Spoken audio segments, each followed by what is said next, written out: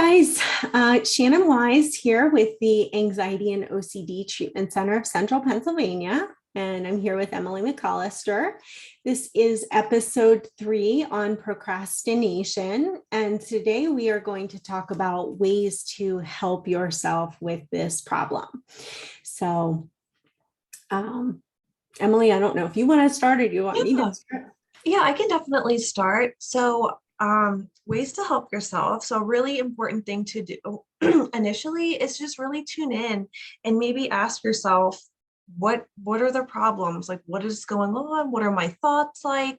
And really get curious about like what is going on that's leading to the procrastination. And really try to be honest with yourself, because sometimes that can be hard to really be honest because it might not feel very good. Right. So I think like that's a really good first step.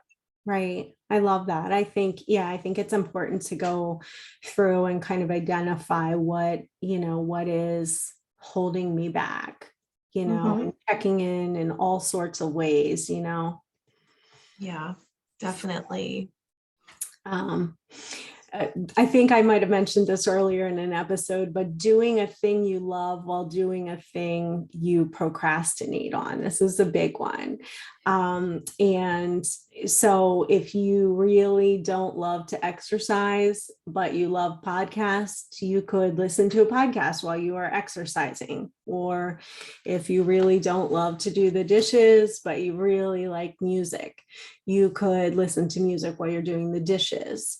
Grouping anything like that together. I think, Emily, you were saying you like to drink a really delicious nitro coffee. Yes. when you Yes. have Yes, and it feels good because I'm like, oh, this nitro coffee is so delicious. I love coffee. And then I'm doing a task that's like really not too favorable and I'm making it work. Giving myself a little treat and doing something that kind of sucks. Yeah, for sure. Another thing you can do to help yourself with procrastination is to remove distractions from your environment. And this could be something like cleaning off your desk if you have to work on something, that requires your full attention, like cleaning up the desk area. This is one for me that I probably need to do more often. Emily, I think you mentioned like putting your phone away. Oh, yes. Like, I'm sure I'm not the only one, but like just having my phone, because like sometimes if I get a text, I might just want to be like, oh, like what's going on? Or just like wanting to scroll because I don't know. I mean, it is what it is. Like when you have something else to do, sometimes your phone just seems more entertaining. So Yes. putting it away or putting it on silent. Yeah. Yeah. Like making Oh, sorry. I just wanted to say another thing about the phone. I mean, I see that so much in myself and with clients. We talk about the phone usage all the time and how it really is just this big time sucker, and I find myself like, if I have my phone with me when I'm trying to watch a show, I hardly ever fully watch a show because I'm on my phone scrolling, doing nothing important really. And trying to pay attention to a show, but like not really. So yeah, and I don't know if you have this setting on your iPhone, but a lot of iPhones have it where like on Sundays you'll get your report for screen time. So I'm like, sometimes I look at the screen time and I'm like, okay, like that's a lot of time that I could be doing something more meaningful and more aligned with what I want my life to look like. I can like set timers and stuff too on your phone. Yeah. But I know I have one of those set for Instagram, I think. And it tells me, like, I think I had set it for 10 minutes because I wanted to limit my Instagram time to 10 minutes a day. Well, I just ignore it. Every time it says you've had 10 minutes on Instagram. But again, I think like all of these distractions really keep us from doing like the things we need to do or want to do. And it's another way we procrastinate. for sure. And also too, like making sure you're in an environment or space where you're more likely to be successful. So like maybe like getting up and sitting at a table or a desk, not like trying to do stuff like from your bed or your bedroom. Yeah, and just really being mindful of your environment. Yeah. I was thinking if there were any other forms of distraction in environments that I think of, even like turning, I guess, like if you are working on something, it depends. Some people work better with sound on while they're doing certain things. I know I hear from people who are like, no, I like to have the TV on in the background, but for me, I have to have the TV off if I'm going to be really focused on something. So even just identifying those types of things. Totally. Yeah. So, problem solving, like what is the reason? So I know we talked about identifying problem areas earlier or procrastination. And so like, then like kind of problem solving, like if we know what it is, if we know what those problem areas are, like, then what do we do about them? Right. And so, if it's like, oh, I don't really know how to do this thing very well. So like if it's my math homework, and I feel really unsure of how to do these math problems. And so I'm just putting it off because I know I'm not going to do well, or I don't know what I'm doing. So maybe we need to get some math help. Right. And like kind of taking a step back and like, being aware of like how you're sharing that with yourself. Like, how are you responding? Like, are you being kind to yourself through that? Because if a friend of yours needed help with some math homework, I'm sure you'd be like, oh my gosh, like go ask someone, like you'll do great. And yeah, just being mindful of that internal conversation. For sure, using like those self-compassion skills, really talking kindly, thinking about how you would talk to someone else that you really care about. Yeah, totally. Yeah. And then like breaking things down into like smaller tasks, like maybe you're putting something off because you're like, oh, it's going to take so much time, but then just like breaking it down into smaller sections so it feels more manageable. Yeah. So I'd like to give an example with this one. So, if you are like, well, on Saturdays, I clean the house and I just get so overwhelmed because cleaning the house is so much, it's so many rooms, it's so many parts of cleaning, really trying to break that down into like room by room, and then task by task in each room. So like for example, like the kitchen. So if you're like, I really hate cleaning the kitchen, and we try to break it down into, wiping the counters or doing the dishes, cleaning the sink, wiping out the microwave, whatever things it depends on your level of cleaning, of course, but and then maybe vacuuming the floor or wiping the floor. So just breaking it into all of those smaller components, and knowing that too, you don't have to do it all at once. That can be helpful. Or maybe like instead of thinking, well, I have to clean the whole house on Saturday, but maybe like even breaking it down into like, I clean one room a day or one room a week. And so it's always like rotating. I don't know. Maybe that wouldn't feel right because then the whole house would never be clean at the same time. I don't know. I know what works for you. Yeah, absolutely. Yeah. So, and then like sometimes too, like having a list, at least for myself, like having a list and maybe having like some fun pens, different colors, like crossing things off. I don't know if that like might feel good for other people, but like that's really helpful sometimes for me. Definitely having some sort of task list and crossing things off. Yeah, I think helps a definitely. lot. Yeah.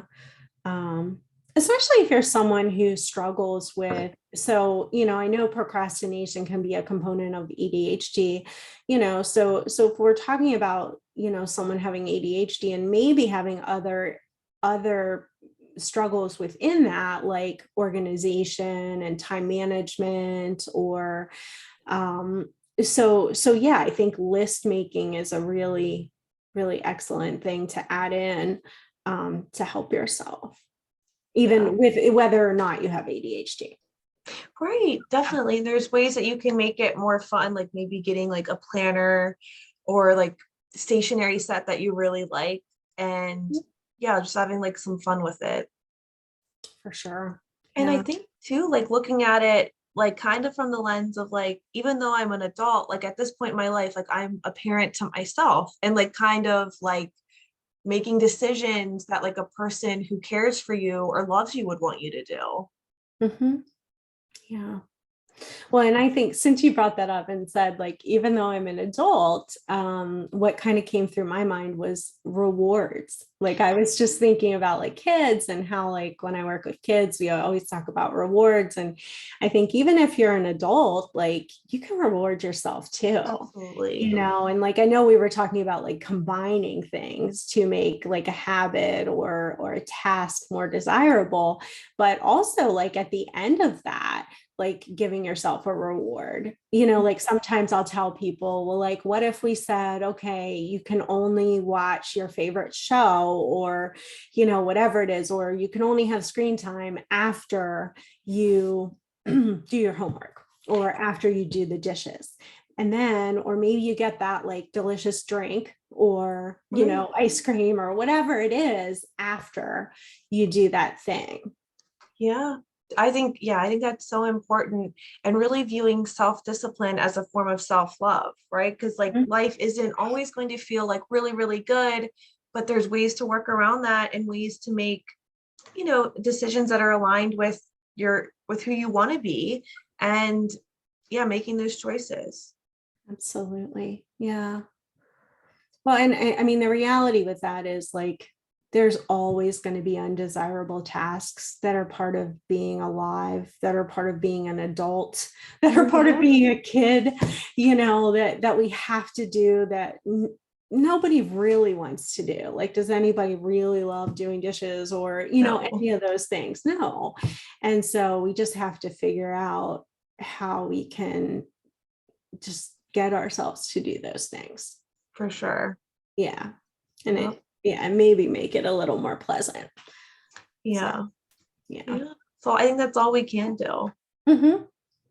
Yeah. And so also something to think about is figuring out like what's a reasonable amount of time to spend on an unpleasurable or undesirable task. So if, and this all depends on the person too, but like if you do struggle with focus or and you get bored or anything like that, like how long is reasonable for you to spend on a certain task before you get a break? And Mhm. so sometimes I think about like 15 minutes on, 15 minutes off, then you go back to doing something else. It just depends. It depends what the task is. And, some people say, well, if I stop doing it, then I have an even harder time going back to it.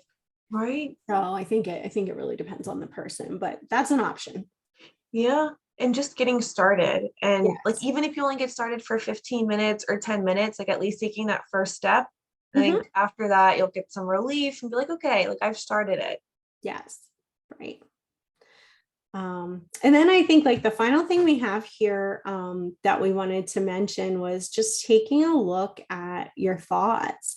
So even when you were like identifying those problem areas, I think just noticing then as well, what are you saying to yourself? Like what's showing up? Like what kind of story are you telling yourself about just about you, about if you do this task, if you don't do this task, how the task will turn out, whatever it is, Yeah. like really, really exploring that. And so that would be some form of cognitive behavioral therapy.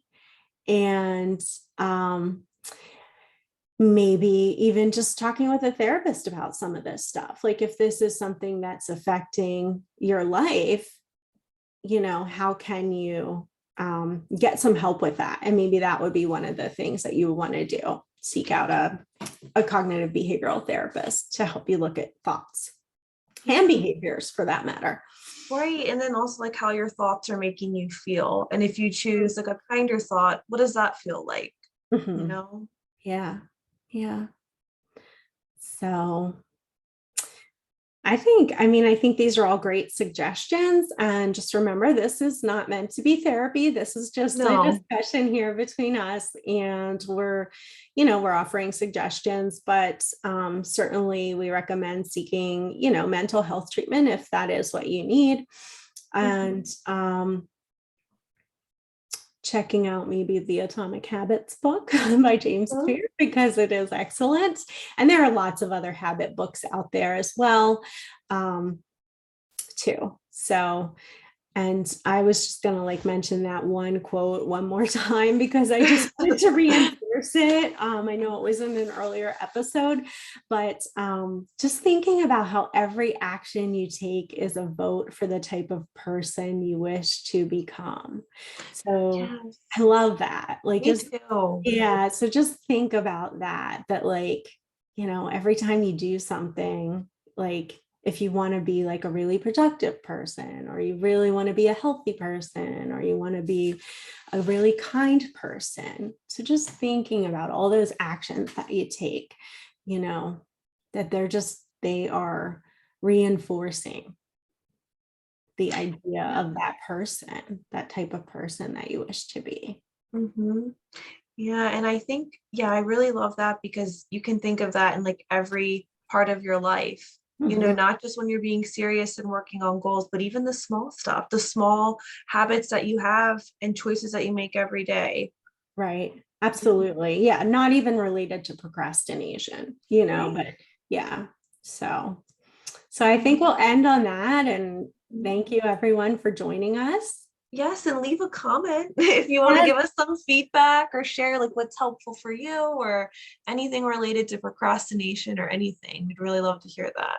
Yeah, we would love to hear from you. Please subscribe to our channel so that we can keep producing content for you. Yes. Thank you guys. Thank you.